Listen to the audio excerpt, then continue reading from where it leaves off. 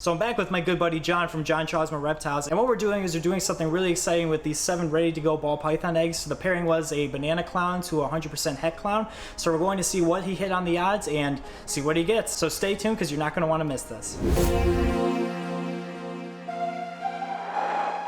My name is Nick Pulaski. Growing up, I have always had a passion for wildlife, and with that passion, along with my passion of filmmaking, I get taken on some amazing adventures creating wildlife content, getting up close with a variety of incredible animals. So come follow along as I pursue my goals of educating, inspiring, exploring, and conserving wildlife, all while having fun, seeing the beauty in our natural world. So these are the parents for that clutch of eggs? Yes, so we have I got a banana clown. Then the mother over here is a normal, but she's 100% het for clown. Wow. So we should produce bananas, banana clowns, and then bananas het clown. And for people that don't know the genetics and everything like that, like what would be necessarily like the percentage producing and hitting like the odds? With the banana pattern being a incomplete dominant trait, sure, you're gonna theoretically half the litter or clutch should be banana, so 50-50. Gotcha. And then the fact that it's a clown, the clown's like a dominant trait, so both parents have to carry it either visually or heterozygously. Yeah. So she's ready to go. So with that, so with that, you know, you're breeding a visual dominant trait or a visual recessive trait to a het trait. Gotcha. You should get half clowns and half normals. Het for clown, theoretically. Yeah, and for sure, because it's a recessive and everything like that, it's 100%. If it is going to prove our normal, going to be clown. Correct. So definitely guaranteed in there, and it's just going to look like her. But like, that's the nice thing with the recessives and everything like that. Just breed it back, and I mean, you do have the guaranteed gene inside there hiding, and in hopes of proving it out. Right. There's no possible hets there. Right. Really sharp banana though, and everything. I mean, both of them are gorgeous. You know. How long would you say the clutch has been? Been 57 days. 57 days. Okay. So definitely ready and everything like that. They're ready to cut. Awesome. Cool stuff. Let's get to it. So these are the eggs from that pairing before? Yes, these are from the banana clown to the 100% het clown female. Okay, gotcha. I mean, look really great. So day 57 in, and I mean, you can see like they're all kind of sunken in. They're all starting to dimple in. So you know the moisture's building up on the side. You know, if you look closely, sometimes you'll see that the egg will slightly move with the baby in there. Gotcha. So they're ready to go. Really cool. So now, just to prepare everyone, there could be like a little bit of blood because of the vein, not from the actual animal itself. Right. The veins are on the outside of the egg. Obviously, they draw it in more closer to the day of hatching. So there may be a little bit in there. And when you're cutting, you're not hurting the snake. You're not hurting the egg at all. So it's basically just a window of like what you hit in terms of the odds. It's nothing harming for the animal itself. All we're doing is just seeing what's in there, seeing what the morph is we hit. A lot of people like to cut early just for the protection of the egg. Sure. If the snake baby is weak, you know, or the egg tooth's not there, it can't break out of the egg, then it could drown in the fluid. So we're just there to make sure it survives. In terms of like drowning in the fluid, like you were saying, before like even this happens, like right as they're born and everything like that, they're totally different than chicken eggs. So how does that essentially work in terms of like with the embryo? Yeah, with the difference between reptile eggs and chicken eggs, the chicken egg actually has a floating embryo, so the embryo basically just floats inside the fluid. That's why the birds have to rotate their eggs constantly. Where with reptile eggs, you know, the eggs come out once they're together, they actually have like a fluid that makes the eggs stick together, so the eggs won't roll. And the reason behind that is because the embryo floats to the top and sticks to the top of the egg. So if the egg were to roll later on down the road, it would end up drowning the embryo. Right. And it's really cool too, like I've had girls in the past too where they're honeycombed around their eggs, and what they actually do is like when you lift that girl up, I mean they're all stacked on top of each other, and you can pick one up and they normally will all pick up together, which is really cool. I mean it's a strong bond between that fluid and the eggs if you catch a day late or something like that. Right, it's like a glue, it just adheres them all together, prevents them from rolling. Right, so cool, really cool. Let's hope, I mean, pray to the odds gods that you hit on something here today. Let's hope we hit. Awesome. So how does the process normally start for you? I usually take one egg at a time. Okay. You know, when they're not stuck together, and I will just make one slit, and then I'll make like another slit around it just to give a window. I'm not here to butcher it. Sure. I'm not here to, you know, whatever. Just there's going to be fluid. There's going to be a little bit of blood. It happens. Right. Again, we're not hurting anything. We're just seeing what's in there. So. Awesome. So let's get to it. Let's get to it. Egg one. Egg one.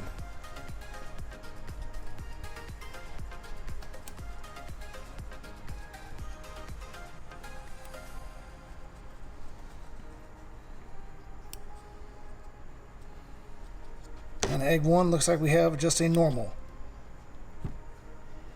like I said, like you can still see like the fluid is still covering the animal, anything like that. It doesn't like pop anything out or protrude, but really cool seeing like. See, you can touch the baby moves. Mm-hmm. But it doesn't disturb it. Not at all. It's not going to cause any issues. And normally what they do is they'll sit in that fluid and soak it all up, and then once that happens, they normally come out on their own and they're ready to go. So they pick up pretty easily.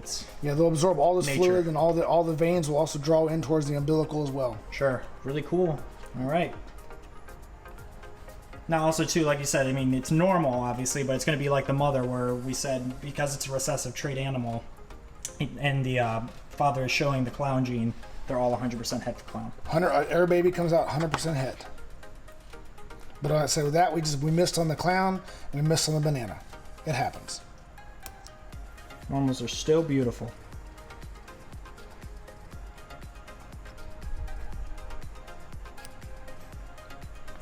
All right. And we got something here. We did produce a banana.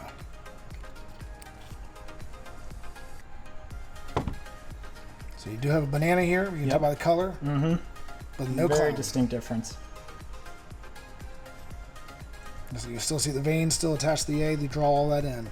Right. Awesome.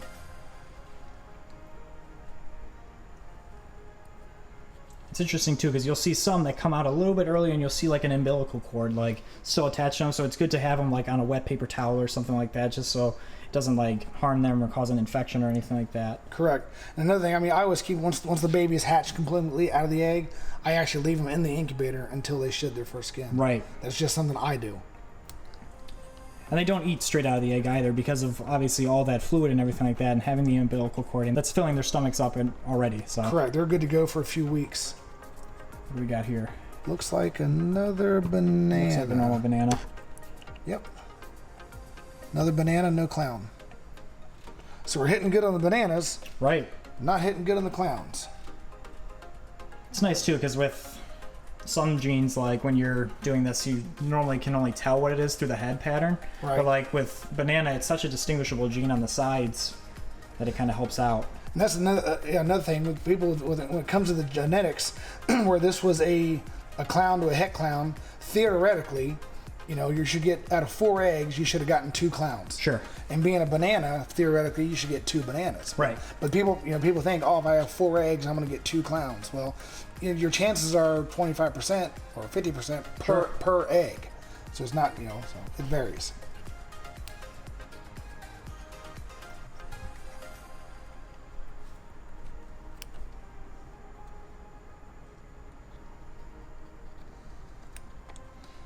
And another banana.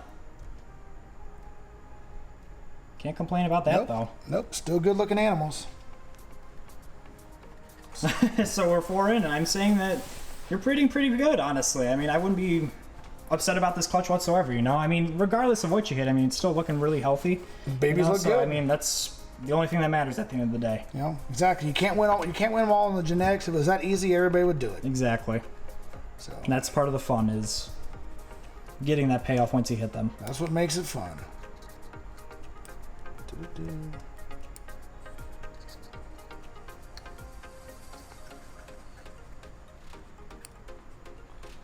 There it is. There it is. Yep, you can even see with the head. That's the banana. Perfect spot. Banana clown. Wow, nice one too. Really cool head pattern. And so these here should come out of the egg. Like I said, we're at 57 days, and I hatch it, incubate at 88 degrees, so we're right around 60 days. So gorgeous. So these should be popping their head out in the next day or 2, and then they'll come out of the egg in another 3 or 4 days after that. Well, there's your ringer. Sweet, sweet, sweet. 2 more. All right, we're at egg number 6.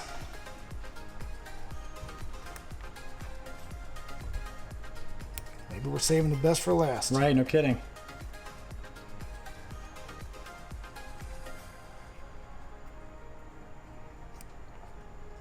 Nope, another banana. Still no complaints. Nope. So these are bananas, 100% het for clown. Nice. Really nice, healthy sized. Yep. That's another thing. All the eggs I've been producing this year have been averaging over 100 grams an egg. Yeah, I was gonna say. I mean, they fill that egg out. Oh yes, they take every bit of it.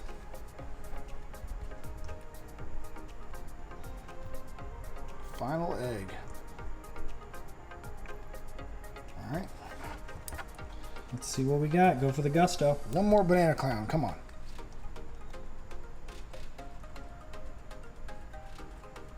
Looks like banana.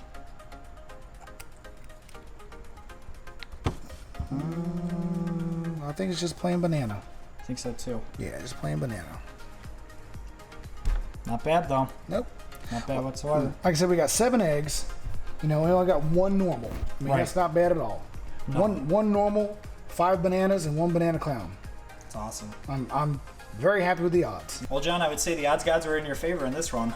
Yeah, we turned out well. Like I said, out of 7 eggs, I got 1 normal, 5 bananas, and 1 banana clown. Yeah, I mean, And then, like I said, everything else that's not clown is 100% het clown. and it's all healthy, which Very- is huge. That's what matters. Awesome. Well, thank you for sharing this moment with us. I mean, it's always exciting seeing these kind of things. I mean, you never know what you're going to get inside a clutch of eggs, and I mean, it's one of those things where it's really hard to wait, but I mean, it's good to wait till up to the last second to cut the eggs if you're going to cut them or anything like that to see what you get, and this definitely paid off in his favor. So really cool. Congrats on the clutch. Thank you. So if you guys could, I'm going to leave some links down below to John Chausmer and John Chausmer Reptiles. So make sure you check them out there, as well as if you could check out my stuff, I'll leave links down below.